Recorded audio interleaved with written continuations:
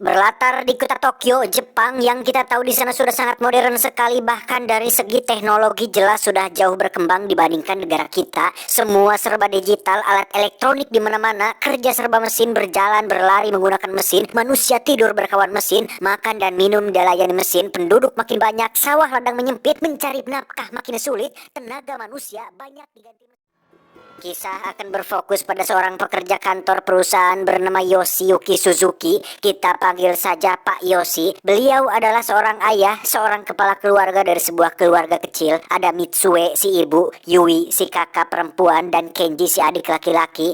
Mereka tinggal di sebuah apartemen di lingkungan perkotaan yang hanya untuk memotong seekor ikan saja. Si ibu tidak bisa melakukannya karena terbiasa beli di mall dengan bentuk yang sudah dipotong-potong dan tinggal goreng saja.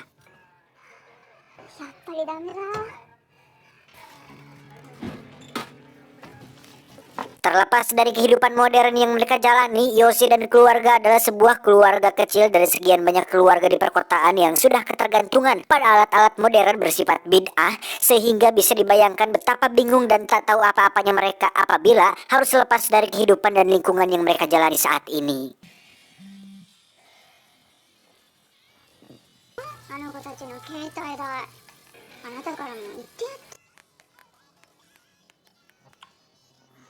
Dan inilah keluarga yang bertahan hidup. Keesokan paginya, Yoshi dan keluarga cukup dibuat susah ketika listrik ternyata mati entah dari jam berapa. Namun yang aneh adalah semua alat elektronik dan mesin yang bersifat listrik pun juga ikut mati, seperti handphone, senter, dan kendaraan. Akibatnya lift apartemen pun tidak bisa digunakan, sehingga untuk pertama kalinya mereka semua harus menggunakan kedua kaki untuk menuruni tangga menuju lantai bawah gedung apartemen ini.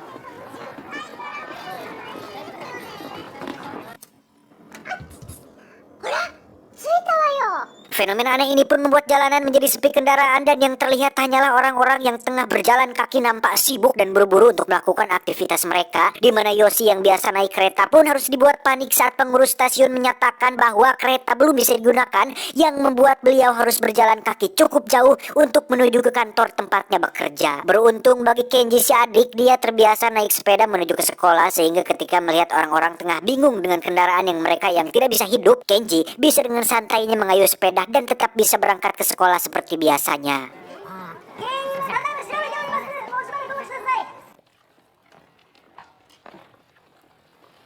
Beralih ke ibu-ibu, Mitsue juga sama dibuat susahnya ketika harus membawa kantong sampah dengan menggunakan tangga apartemen, di mana dia dan ibu-ibu di sana memutuskan untuk membeli lilin setelah tahu bahwa pemadaman listrik ini akan berlangsung untuk waktu yang belum ditentukan.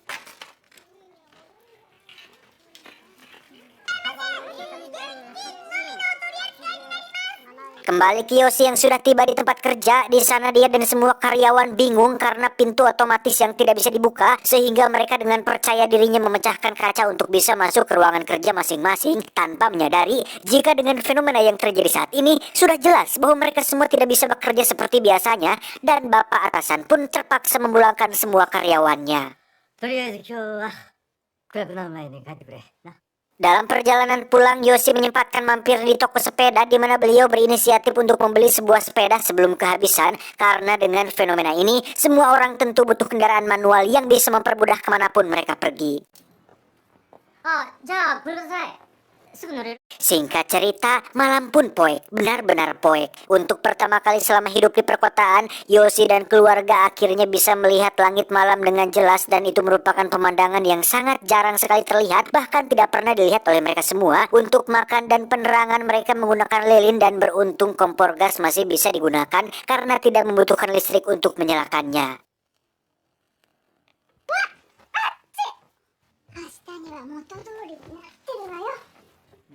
3 hari berlalu, pemadaman listrik ternyata masih berlanjut. Tidak ada kabar atau pengumuman dari pemerintah tentang kapan listrik akan kembali menyala, sehingga persediaan air di apartemen pun semakin hari semakin menipis. Yang kita tahu butuh listrik untuk bisa menggunakan air dari PDAM, dan Mitsue benar-benar harus mengirit untuk mencuci semua baju suami dan anak-anaknya.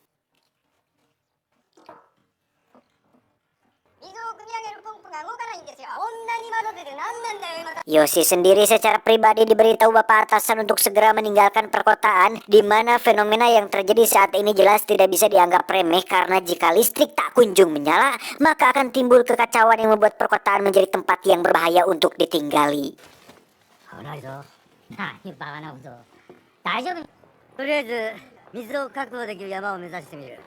Perkataan bapak atasan pun langsung terbukti ketika Yoshi akan mengambil uang di bank yang karena mesin ATM tidak bisa digunakan. Semua orang yang ingin mengambil uang pun harus mengantri dan dibatasi penarikannya, yang karena takut kehabisan, Yoshi terpaksa ikut berdesak-desakan yang justru membuatnya harus terluka.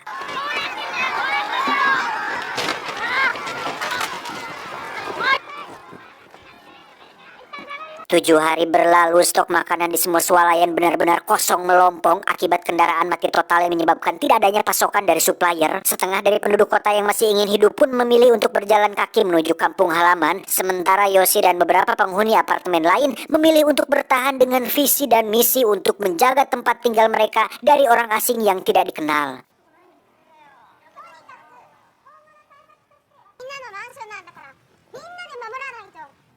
Sadar jika terus bertahan di sini akan mati konyol, Yoshi dan keluarga pun memutuskan untuk mengumpulkan semua uang yang mereka miliki supaya bisa beli tiket pesawat dan pulang ke kampung halaman tempat orang tua si Mitsue ini tinggal saat ini.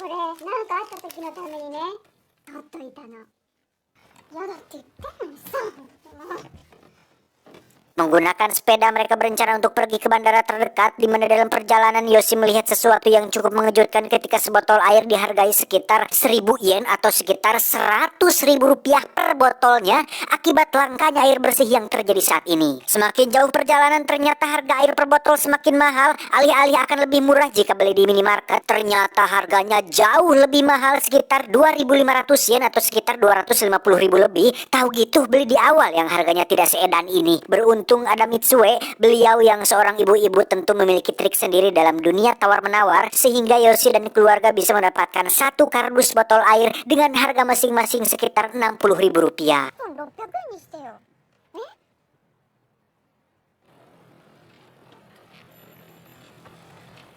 Mereka semua akhirnya sadar betapa susah dan sulitnya hidup tanpa listrik yang saat ini sudah menjadi kebutuhan sehari-hari. Selain harus kencing sembarangan karena toilet penuh caduk, mereka pun harus makan seadanya dengan hanya segumpal nasi dan kacang merah yang digaloin.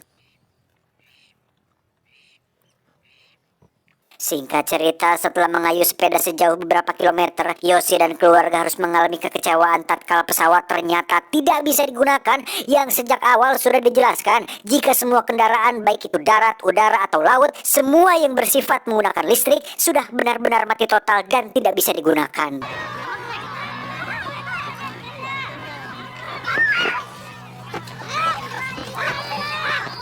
Alhasil Yoshi dan keluarga pun terpaksa bermalam di sebuah hotel yang gelap dan tidak ada air sama sekali, di mana Yoshi sebagai kepala keluarga sudah mengambil keputusan untuk tetap pergi ke kampung halaman kakek di kampung dengan cara menempuhnya menggunakan sepeda. Keesokannya, Yui dan Kenji pun pergi ke toko buku untuk mencari peta negara Jepang yang setelah diperiksa, jarak antara kota Tokyo dan kampung halaman ternyata sangat jauh dan bisa memakan waktu berbulan-bulan untuk bisa sampai di sana. Sementara Mitsue, dia mendapat kabar dari orang-orang yang lewat jika kota Osaka adalah satu-satunya kota yang tidak dilakukan pemadaman listrik, sehingga daripada menuju kampung halaman kakek, mereka memilih untuk pergi ke kota Osaka dengan harapan bisa bertahan hidup di sana sementara waktu.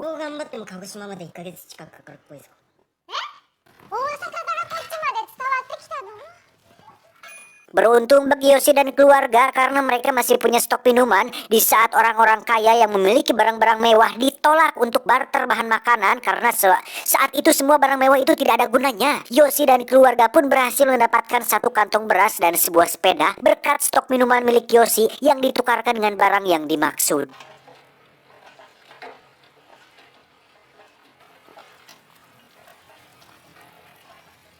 Dan lagi, kita akan diperlihatkan sebuah pemandangan yang sangat-sangat jarang terlihat ketika jalan tol yang biasanya ramai kendaraan justru kini dipenuhi oleh orang-orang yang sedang berjalan menuju tujuannya masing-masing, di mana Yoshi dan keluarga tetap bisa tersenyum meski kondisi saat ini benar-benar sedang sulit.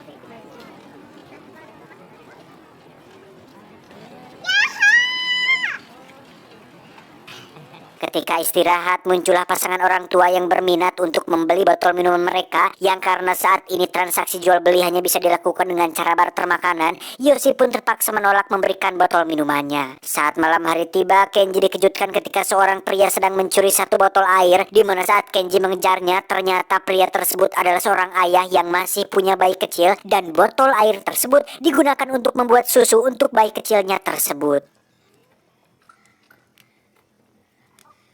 Tak betul jika harus berada dekat dengan orang-orang. Yoshi dan keluarga pun memilih untuk istirahat di tempat sepi, lebih tepatnya di pinggir sungai, yang di situ setidaknya mereka bisa beristirahat tanpa harus khawatir dengan orang-orang yang ingin mencuri barang milik mereka.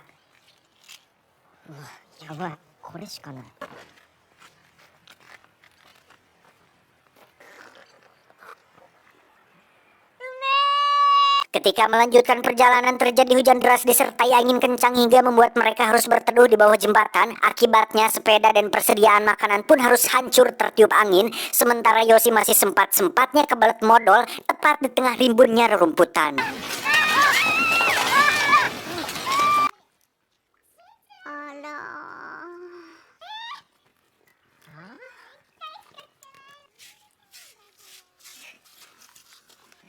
Sesampainya di rest area, Yoshi mencoba untuk membuat api dengan cara primitif, sementara Kenji dan Yui masuk ke swalayan untuk mencari makanan. Yang seperti kita tahu, dalam kondisi kiamat kecil seperti ini, semua bahan makanan, minuman, dan barang-barang untuk bertahan hidup pastilah sudah habis diambil duluan oleh orang lain. Namun Kenji yang cerdas pun berhasil mendapatkan air aki biru yang sudah dimineralisasi dan aman untuk diminum, serta sebuah suar yang mungkin bisa berguna suatu hari nanti. Sementara Yui mengumpulkan makanan kucing berupa tuna kaleng, berharap masih bisa layak untuk ditelan.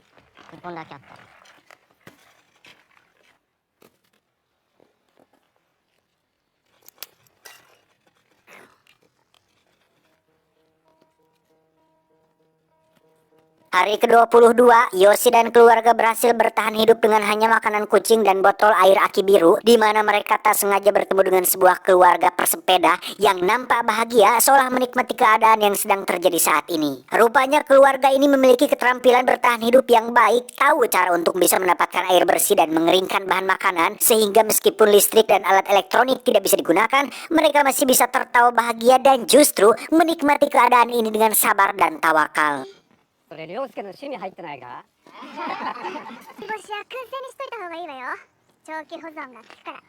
Saat itulah salah satu anak dari pesepeda memotret mereka berempat secara tiba-tiba, di mana kamera yang dia gunakan ternyata bukan kamera digital, sehingga masih bisa digunakan dalam situasi seperti ini. Yui pun berinisiatif untuk memberikan alamat rumahnya, di mana dia berharap jika nanti keadaan kembali normal, mereka akan mengirimkan foto tersebut supaya menjadi pengingat tentang apa yang terjadi saat ini.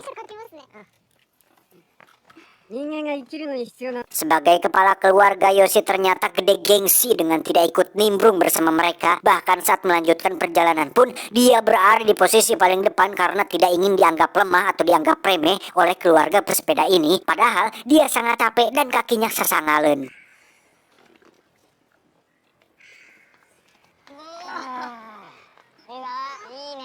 Tiba di persimpangan, Yoshi dan keluarga diajak untuk ikut pergi menuju ke pegunungan, tetapi Yoshi tetap pada rencana awal, yakni pergi menuju kota Osaka yang kata orang-orang yang lewat tidak dilakukan pemadaman listrik di sana. Dan betapa kecewanya Yui ketika mengetahui jika Osaka sama saja dengan kota-kota lain, bahkan jauh lebih buruk, di mana Yoshi sangat menyesal karena sifat egoisnya justru menuntun keluarganya pada kondisi yang sangat tidak worth it seperti ini. Penduduk Osaka yang sudah sangat kelaparan pun terpaksa menangkap dan memasak semua binatang di tempat wisata laut atau wisata akuarium laut, sehingga Yoshi dan keluarga pun segera ikut mengantri supaya kebagian makanan. Tetapi semua makanan sudah habis tak tersisa, yang membuat Yoshi sampai sujud memohon agar keluarganya bisa makan sedikit saja. Hari ke-67, keluarga kecil ini akhirnya sampai di pedesaan yang terdapat banyak sawah dan pohon-pohon. Harusnya tidak kelaparan dan bisa memanfaatkan apa yang ada di alam. Tetapi karena Yoshi dan keluarga sudah menggantungkan hidupnya pada teknologi dan alat-alat modern, mereka tidak bisa melakukan apa-apa dan pasrah dengan kelaparan tersebut. Saat itulah mereka melihat ada seekor babi yang sedang berkeliaran. Yoshi dan keluarga pun segera menangkapnya untuk dimasak. Tetapi ketika sudah tertangkap, tak ada satupun dari mereka yang sanggup menyembelih, dan justru harus keburu ketahuan oleh seorang petani desa yang merupakan pemilik dari babi tersebut. Di rumah si kakek petani yang baik hati ini, Yoshi dan keluarga ditawari makanan dan tempat tinggal asalkan mau membantu si petani untuk menangkap babi-babinya yang kabur, di mana Yoshi langsung menyetujui hal itu asalkan bisa bertahan hidup demi keluarganya.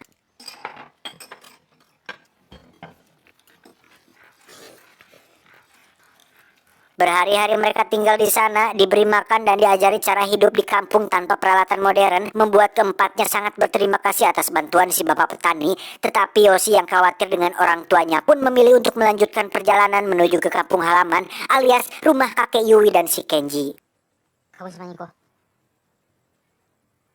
Dibekali dengan persediaan makanan yang sudah diasapi atau dikeringkan, mereka sangat berterima kasih atas semua bantuan yang diberikan si kakek petani ini, dan hal itu cukup membuat beliau sedih karena tidak ada lagi orang yang akan membantunya di rumah ini. Setelah melewati beberapa kilometer, mereka akhirnya mendapat jalan buntu ketika menemui sungai yang membentang. Namun berdasarkan peta yang dimiliki Kenji, jalan itu memang benar-benar ke sana, sehingga Yoshi berinisiatif untuk membuat sebuah rakit kecil demi bisa melewati sungai tersebut.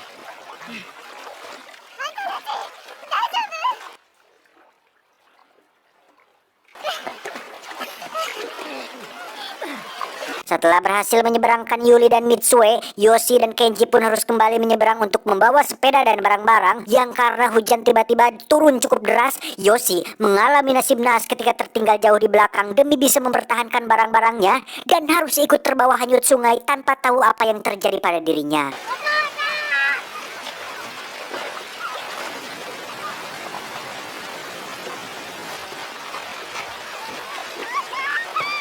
Hari pertama tanpa adanya sosok Yoshi, sang kepala keluarga, membuat mereka bertiga nampak pasrah dengan itu dan tetap melanjutkan perjalanannya menuju ke kampung halaman, di mana saat sedang makan daging asap muncullah seekor anjing yang kelaparan sehingga membuat Yui memberikan makanannya. Tetapi tak lama muncullah teman-teman si anjing yang merebut semua makanannya, sehingga kejadian tersebut membuat Mitsue harus terjatuh dan mengalami patah tulang pada bagian kakinya. Dan ketika anjing-anjing itu masih kelaparan dan ingin menerkam mereka bertiga, tiba-tiba ya, muncullah kereta api berbahan bakar uap, di mana mereka bertiga pun naik kereta tersebut yang secara kebetulan akan melewati tempat kampung halaman si Mitsue. Tak diduga Yoshi ternyata masih hidup, dan saat sudah sadar langsung berjalan ke tempat terbuka, di mana saat melihat ada kereta api yang muncul, Yoshi teringat dengan suara yang pernah diberikan Kenji dan mencoba menyalakannya, sehingga Kenji dan keluarganya pun menyadari jika ayahnya ternyata masih hidup.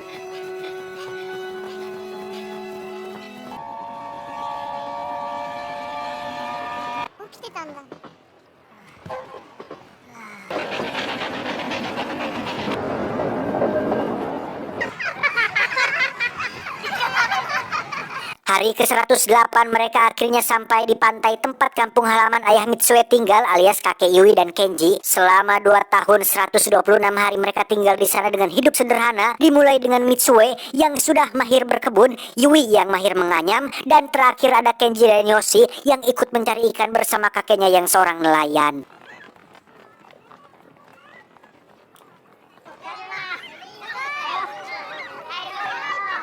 Keesokan paginya Yoshi tiba-tiba terbangun setelah mendengar sesuatu dari dalam gudang. Ternyata itu adalah suara jamuekri yang menyala disusul dengan suara toa yang aktif dan lampu-lampu rumah yang kembali menyala.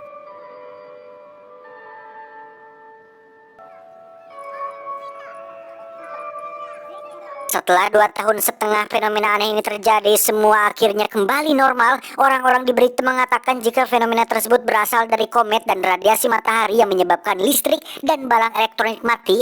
Ada juga yang mengatakan jika fenomena ini terjadi akibat ulah suatu organisasi semacam teroris. Dan akibat listrik yang mati, data-data pun tidak bisa dibaca oleh para peneliti, sehingga mereka masih belum bisa mengetahui apa yang sebenarnya penyebab sudah terjadi semua ininya. Nih, anjing. 2年半前に突如起こった世界同時停電について Terlepas dari penyebab terjadinya fenomena ini, ada sebuah hikmah yang bisa diambil oleh Yoshi dan keluarga kecilnya, di mana sekarang Mitsue sudah bisa memotong seekor ikan, dan masih banyak lagi hal yang bisa mereka ambil dari kejadian tersebut. Ketika Yoshi dan anak-anak akan berangkat melakukan aktivitasnya, saat itulah ada seorang tukang pos yang membawa sebuah paket berisi foto yang waktu itu diambil oleh keluarga pesepeda, di mana foto tersebut adalah sebuah bukti sekaligus kenangan yang tidak akan pernah keluarga ini lupakan seumur hidup.